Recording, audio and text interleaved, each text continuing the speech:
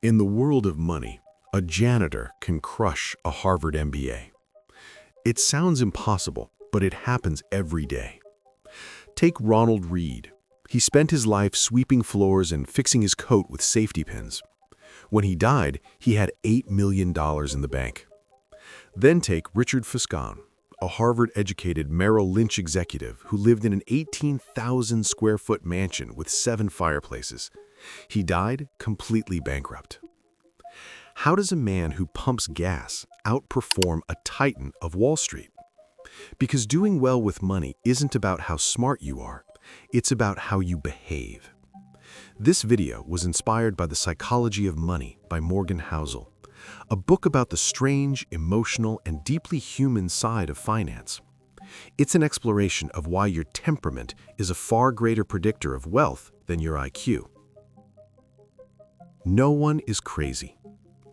Before we look at the math, we have to address a core human truth. No one is crazy.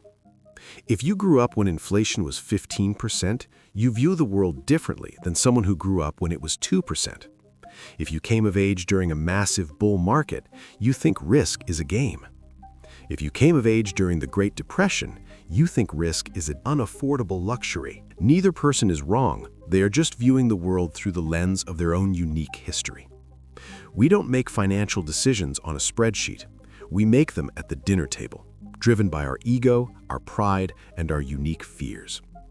Every decision you've ever made with money made sense to you at the moment you make it, based on the tools and the experiences you had.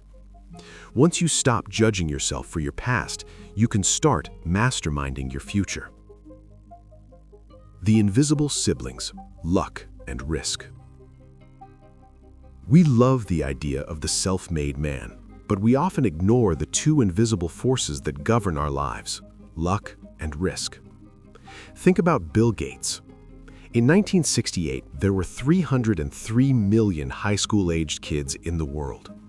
Only 300 of them attended Lakeside School in Seattle, the only school in the entire world with a computer. Gates happened to be one of them. He had a 1 in a million stroke of luck that allowed him to learn to code before almost anyone else on Earth. But there was a third friend at that school, Kent Evans. He was just as brilliant as Bill. They hacked the school computers together and planned to be CEOs together. But Kent died in a mountaineering accident before graduation. The odds of a high schooler dying on a mountain are also roughly 1 in a million. One friend got the positive outlier, the other got the negative outlier. The lesson here isn't that Gates didn't work hard. He worked incredibly hard. The lesson is that nothing is as good or as bad as it seems. When you succeed, be humble. When you fail, be kind to yourself. Focus on broad patterns, not the extreme outliers. The survival mindset, getting money versus staying wealthy. There's a massive difference between getting money and keeping it.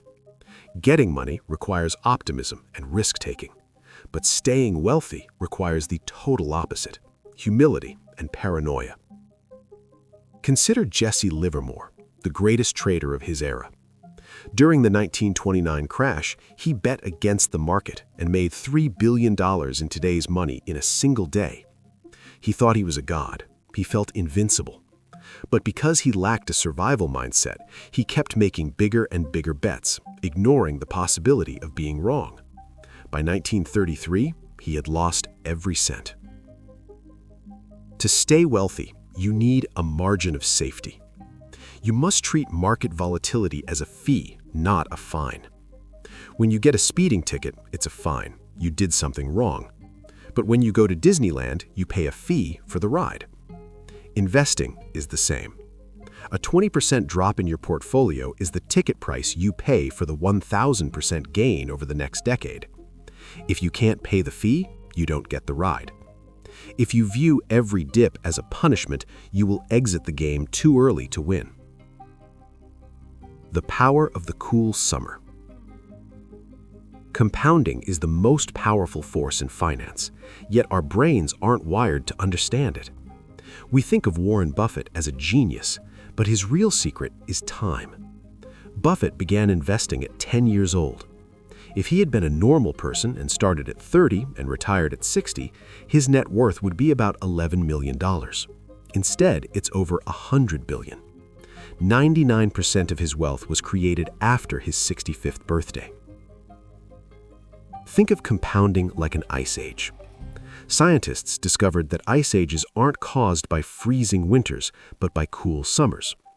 When the snow from last year doesn't melt, it provides a base for next year's snow.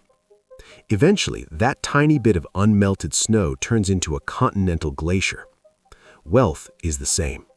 You don't need huge gains, you just need to not melt during the bad times. Stability and longevity beat intensity every time. The trap of the moving goalposts. The hardest financial skill is getting the goalposts to stop moving. If your expectations rise as fast as your income, you will never feel wealthy. You will just be a hamster on a gold-plated wheel. Look at Rajat Gupta. He was worth $100 million. He had everything a human could need: prestige, power, and security for generations. But he hung out with billionaires and felt poor. He wanted more. So he engaged in insider trading to chase $1 billion. He went to prison and destroyed his reputation. He risked what he had and needed for what he didn't have and didn't need. The takeaway is simple. There is no finish line unless you draw one yourself.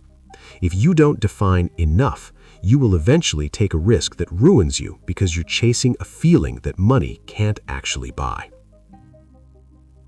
Wealth is what you don't see. We often confuse rich with wealthy. Housel calls this the man in the car paradox. You see a guy in a Ferrari and you think, if I had that car, people would think I'm cool. But the irony is that you didn't even look at the driver. You only looked at the car. No one is as impressed by your stuff as you are. Rich is a high current income. It's visible and flashy. It's the high-end watch and the high-end lease. Wealth is what you don't see. It's the car not purchased. It's the diamonds not bought. Wealth is the money in the bank that gives you freedom. Being able to wake up and say, I can do whatever I want today, is the highest dividend money pays. Money is a tool to buy your time, not a tool to impress people you don't even like. Reasonable versus rational.